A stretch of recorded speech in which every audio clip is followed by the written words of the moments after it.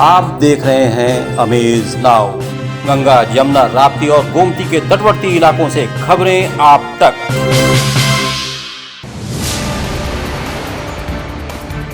Gorakhpur Maharajganj MLC मतदान कराने के लिए पोलिंग पार्टियां रवाना। जिले में एमएलसी चुनाव संपन्न कराने के लिए शुक्रवार को कचहरी क्लब से पोलिंग पार्टियां रवाना हो गईं। 9 अप्रैल को जिले के 5,485 मतदाता अपने अधिकार का प्रयोग करेंगे।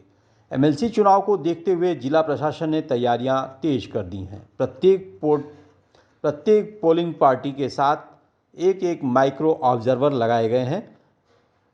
ब्लॉकों पर सुबह 8 बजे से मतदान शुरू हो जाएगा, जो शाम 4 बजे तक चलेगा। इसी क्रम में जिलाधिकारी विजय किरण आनंद ने बताया कि सभी पोलिंग पार्टियों द्वारा मतदान पेटी और बैलेट बॉक्स लेकर पुलिस सुरक्षा व्यवस्था के साथ रवाना किया गया है और सभी बूथों का निरीक्षण भी किया जा रहा है।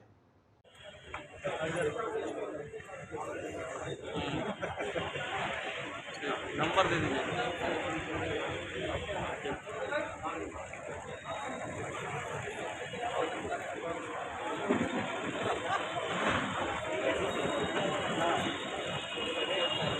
जैसे आपने वहाँ देखा भी, सभी हमारे पोलिंग पार्टियों द्वारा मतदान पेटी और बैलेट बॉक्स और सामान्य सामग्री लेके पुलिस सुरक्षा व्यवस्था के साथ गए हैं।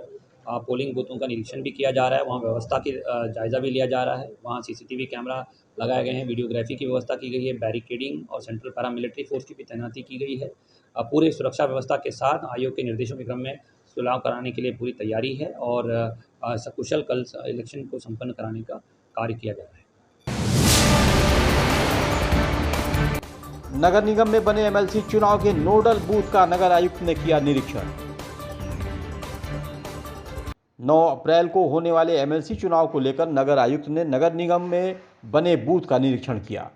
एमएलसी चुनाव के मतदान की तैयारी पूर्ण कर ली गई है। बूथों को दुरुस्त किया जा रहा है। 9 अप्रैल को सुबह 8 बजे से शाम 4 बजे तक गोरखपुर और महाराजगंज के 33 बूथों पर 5,485 मतदाता वोट डालेंगे। इनमें से 21 बूथ गोरखपुर में है, जहां 3,242 मतदाता अपने मताधिकार का प्रयोग करेंगे। इसी क्रम में नगर आयुक्त अविनाश कुमार सिंह ने बताया कि विधान परिषद के निर्वाचन के लिए गोरखपुर नगर निगम के इस सदन हॉल को बूथ के रूप में इसका चयन किया गया है। यहाँ पर लगभग 200 जो वोटर हमारे हैं वो यहाँ पर वोट अपना डालेंगे। सबसे पहले माननीय मुख्यमंत्री जी विधानसभा सदर के माननीय विधायक होने की हैसियत से यहाँ पर अपने मत को डालेंगे और उसके पश्चात हमारे इस शहर के माननीय सांसद जी, सांसद लोकसभा, सांसद राज्यसभा, माननीय विधायक जी और अन्य जो हमारे जनप्रतिनिधिगण हैं, हमारे जो 70 माननीय पार्षद जी हैं, वो सभी लोग यहाँ पर आकर अपने वोट को कास्ट करेंगे। और यहाँ पर सभी प्रकार की तैयारियाँ आप देख भी रहे हैं कि पूरी कर ली गई हैं। इसको हम लोग एक जो बूथ बने हुए हैं पूरे जनपद में, इस नगर निगम के बूथ को हम लोग एक मॉडल बूथ के रूप में चयन कर रहे हैं कि जिससे कि सभी जनप्रतिनिधि यहाँ पर आएँ और एक अच्छे वातावरण में, एक अच्छे माहौल में यहाँ पर आकर अपने वोट को कास्ट कर सकें। गोला उपनगर में शॉर्ट सर्किट से लगी आग में 3 दुकानों के सामान जलकर खाक, एक किशोर की दर्दनाक मौत। गोरखपुर जनपद के गोला उपनगर में शॉर्ट सर्किट से लगी आग में 3 दुकानों का सारा सामान और आवास के घर गृहस्थी का सामान जलकर खाक हो गया। फायर ब्रिगेड की 2 गाड़ी के अथक प्रयास से आग पर काबू पाया जा सका। इस दुर्घटना में 9 वर्षीय किशोर रुद्राक्ष की जलने से घटनास्थल पर ही मौत हो गई। आग ने करोड़ों की संपत्ति स्वाहा कर दिया। गोला उपनगर में एस मार्ट के सामने स्थित किराना और इलेक्ट्रॉनिक की 3 दुकानों में शुक्रवार की तड़के सुबह लगभग 3 बजे शॉर्ट सर्किट से अचानक आग लग गई और आग की लपटें आवास को भी अपनी जद में ले लिया और कहर बरपाने लगीं। परिवार के लोग जगे और किसी तरह भागकर सड़क पर आ गए, लेकिन घर के अंदर सोया हुआ बालक रुद्राक्ष पुत्र कमलेश सोया ही रह गया। आग ने उसकी जीवन लीला को ही समाप्त कर दिया और इसके साथ साथ दुकानों में रखा करोड़ों रुपए का सामान नष्ट हो गया। घर वालों के शरीर पर उनका पहना हुआ जो कपड़ा मात्र दिखाई दे रहा था, बाकी कुछ भी नहीं बचा। आग की कहर देख गोला पुलिस, नगरवासी और फायर ब्रिगेड की 2 गाड़ियां पहुंची। इस घटना ने सभी को मर्माहत कर दिया है। व्यापारियों की तरफ से शोक में दुकानें आज बंद रहीं।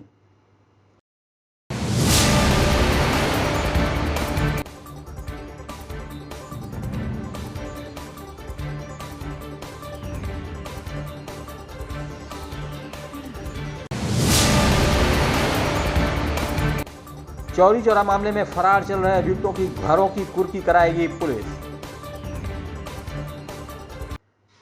गोरखपुर के चौरी चौरा थाना क्षेत्र के भोपा बाजार में देवरिया हाईवे जाम कर उपद्रव मचाने और तोड़फोड़ के मामले में पुलिस ने 3 अन्य आरोपियों को गिरफ्तार किया है। बता दें कि पुलिस ने इस मामले में वीडियो फुटेज और फोटो के आधार पर 50 से अधिक नामजद और 200 अज्ञात लोगों के खिलाफ मुकदमा दर्ज किया है, जिसमें से पुलिस ने अब तक 16 लोगों को गिरफ्तार कर लिया है। बाकी की तलाश जारी है। इस संबंध में एसपी नॉर्थ मनोज अवस्थी ने बताया कि शेष सभी की गिरफ्तारी के प्रयास किए जा रहे हैं। फरार लोगों के घरों की कुर्की भी कराई जाएगी। मंदिर सुरक्षा में तैनात पुलिसकर्मियों की सुरक्षा के बढ़ाए गए अधिक संसाधन।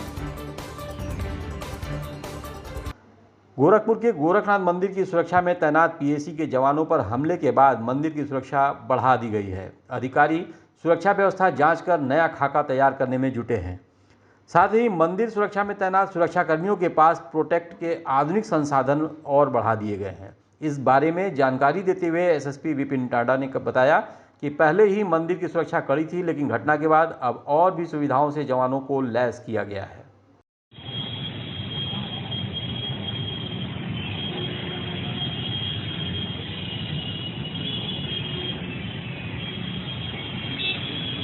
परिसर में पुलिस अधिकारियों की, जिसमें हमारे एडीजी जोन महोदय, डीआईजी साहब, मैं स्वयं, एलआईयू की टीम और अन्य हमारी शाखाओं के प्रमुख अधिकारी मौजूद थे, जिसमें कि मंदिर की संपूर्ण सुरक्षा व्यवस्था का जायज़ा लिया गया और इसे किस प्रकार से मजबूत किया जा सकता है, इसके बारे में चर्चा की गई।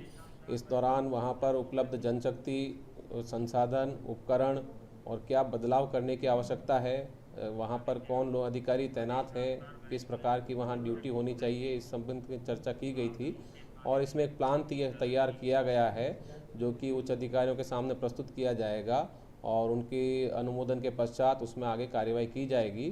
फ़िलहाल हमारे स्तर पर वहाँ पर कुछ हमने BP jacket, bullet proof jacket, कुछ संसाधन, कुछ हथियार एक्स्ट्रा उपलब्ध करवाए हैं। जो पुलिसकर्मी मौजूद हैं उनकी ट्रेनिंग करवाई जा रही है और साथ ही लगातार इसमें सतर्कता बनाई जाएगी और आकस्मिक चेकिंग भी की जाएगी, ताकि वहाँ पर जो मौजूद पुलिसकर्मी हैं वो अलर्ट रहें और किसी भी प्रकार की लापरवाही ना बरती जाए। एमएलसी चुनाव और त्योहारों के मद्देनजर पुलिस के साथ एसएसबी के जवानों ने गोरखपुर में किया पैदल मार्च। एमएलसी चुनाव और त्योहारों को देखते हुए गोरखपुर के अलग अलग थानों की पुलिस ने पैदल मार्च किया। इसी क्रम में कैंट पुलिस ने भी एसएसबी के जवानों के साथ शास्त्री चौक से छात्र संघ चौराहे तक पैदल मार्च निकाला और लोगों को सुरक्षा का भरोसा दिलाया। प्रेम संबंध में बाधक बने भाई को रास्ते से हटाने की असफल कोशिश, प्रेमी गिरफ्तार। प्रेम में बाधा बना भाई तो बहन ने प्रेमी संग भाई की हत्या का प्रयास कर डाला। मामला गोरखपुर के गुलहरिया थाना क्षेत्र का है, जहां इरशाद की बहन ने 18 अप्रैल को अपने प्रेमी सूरज संग मिलकर भाई की हत्या की योजना बनाई और प्रेमी सूरज ने भारी भरकम हथौड़े से इरशाद के सिर पर वार कर दिया, जिसे गंभीर हालत में अस्पताल में भर्ती कराया गया है, जहां आज भी वो जिंदगी और मौत से जूझ रहा है। इस संबंध में एसपी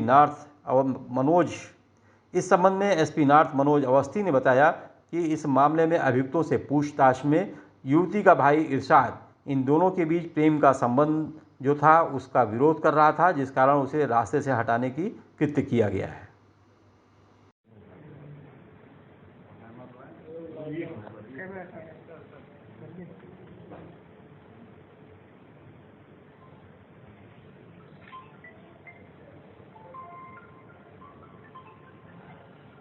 उसका खुलासा किया गया है, तो उसमें ये पाया गया कि जो मजरूब है उसकी बहन गुड़िया ने अपने प्रेमी के सहयोग से उस व्यक्ति पर हमला कराया, जिससे कि वो लगभग मरणासन्न स्थिति में 1 माह से अस्पताल में पड़ा हुआ है, कोमा की स्थिति में। क्या कारण ये था कि उसकी बहन को ये लगता था कि ये इससे सूरज से उसका संबंध नहीं होने देगा और हर प्रकार की वो उसके ऊपर बंदिश लगाता था, घर के अंदर बंद रखता था, जबकि वो चाहती थी। 3 दिवसीय दौरे पर गोरखपुर पहुंचे सीएम योगी। मुख्यमंत्री योगी आदित्यनाथ अपने 3 दिवसीय दौरे पर शुक्रवार को गोरखपुर पहुंचे। गोरखपुर में उन्होंने भटहट इलाके में पिपरी में बन रहे महायोगी गोरखनाथ आयुष विश्वविद्यालय का निरीक्षण किया और अधिकारियों को आवश्यक निर्देश दिए। इस दौरान उन्होंने कार्य में शिथिलता बरते जाने पर जिम्मेदार लोगों पर अपनी नाराजगी भी व्यक्त की।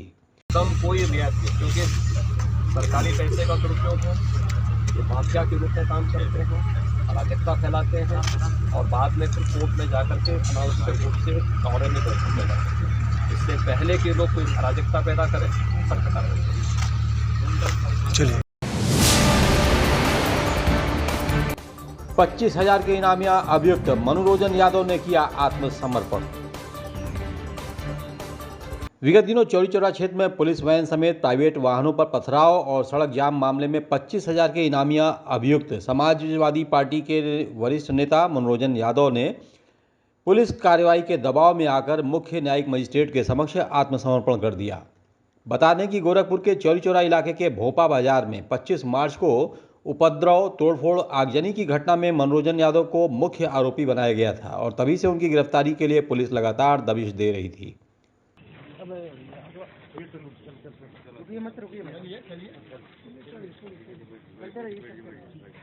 कुछ कहना है मनोरंजन जी?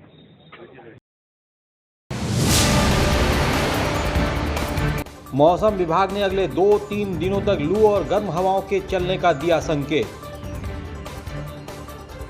आने वाले 2-3 दिनों में लू और गर्म हवाएं चलने का अलर्ट जारी होने के बाद गोरखपुर के आपदा विभाग ने लोगों से सतर्क रहने की अपील की है।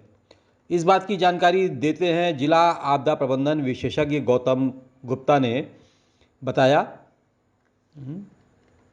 इस बात की जानकारी देते हुए जिला आपदा प्रबंधन विशेषज्ञ गौतम गुप्ता ने बताया कि इंडियन मेट्रोलॉजिकल डिपार्टमेंट द्वारा प्रत्येक दिवस एक अलर्ट जारी किया जाता है। उसी के तहत हम लोगों को आगामी 2-3 दिनों में लू और गर्म हवाएं चलने का अलर्ट प्राप्त हुआ है।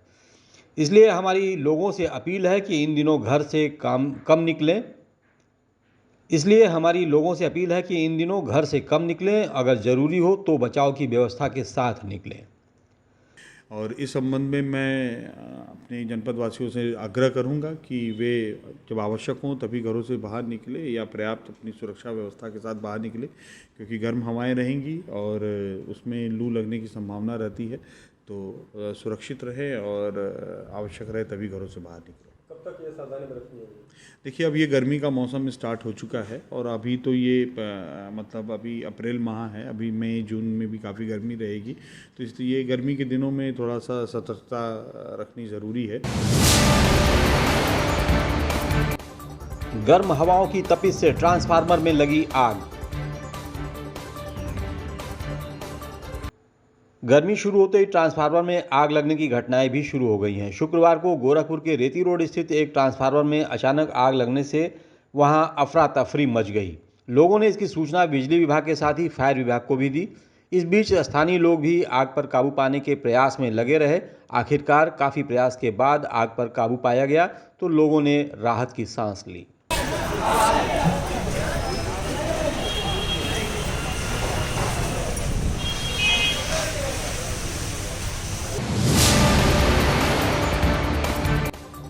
सिद्धार्थनगर जिले में एमएलसी चुनाव में रुपए बांटते एक कार्यकर्ता अरेस्ट। सिद्धार्थनगर जिले के लोटन में सपा एमएलसी प्रत्याशी के पक्ष में मतदान करने के लिए उनके कारिंदे द्वारा पैसा बांटने का प्रकाश में एक मामला आया है। सिद्धार्थनगर जिले के लोटन में सपा एमएलसी प्रत्याशी के पक्ष में मतदान करने के लिए उनके कारिंदे द्वारा पैसा बांटने का मामला प्रकाश में आया है। लोटन पुलिस ने मुखबिर की सूचना पर एक होटल से समाजवादी पार्टी के प्रत्याशी के पक्ष में कुछ लोगों को रुपया बांटते हुए उस वक्त धर दबोचा गया जब वे उनसे पैसे का लेन देन कर रहे थे। पुलिस का कहना है कि सपा समर्थित एक व्यक्ति होटल में 12,000 के 2 पैकेट के साथ पकड़ा गया है, जो एमएलसी में मतदान करने वाले मतदाताओं को पैसे दे रहा था। पुलिस उनके खिलाफ वैधानिक कार्रवाई में जुट गई है। अगर एमएलसी चुनाव को लेकर कुछ लोगों का पैसा बांटते पकड़े गए हैं, क्या सर मामला? ये अभी आज एक व्यक्ति को गिरफ्तार किया गया है थाना लोटन पुलिस जनपद सिद्धार्थनगर की। वो उसके पास से 2 पैकेट बरामद हुए हैं जो कि 2 प्रत्याशियों को देने के लिए वो लेकर के जा रहे थे और उनको गिरफ्तार किया गया है। उनसे अभी पूछताछ की जा रही है। एक पार्टी विशेष के पक्ष में ये धनराशि बांटने का आरोप इनके ऊपर लगा है।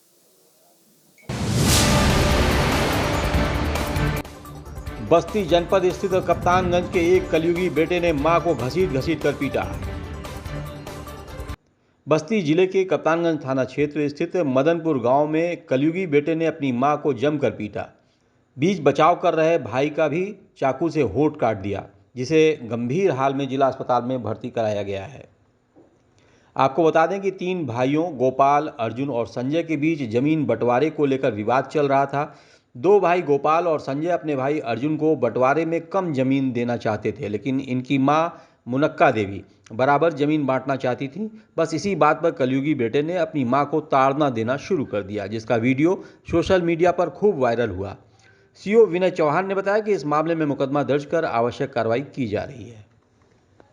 3 सगे भाइयों में जमीन के बंटवारे को लेकर के आपस में झगड़ा हो गया, जिसमें आपस में मारपीट की गई। धारदार हथियार से मारपीट की गई है, जिससे उसको चोट आई है। इनके भाई को संबंधित प्रकरण में संगत धाराओं में अभियोग पंजीकृत आवश्यक कार्रवाई की जा रही है।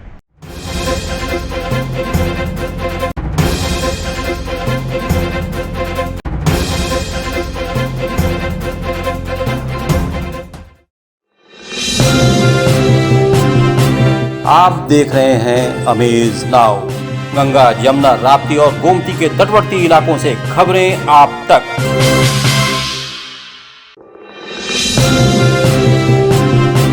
आप देख रहे हैं अमेज नाउ।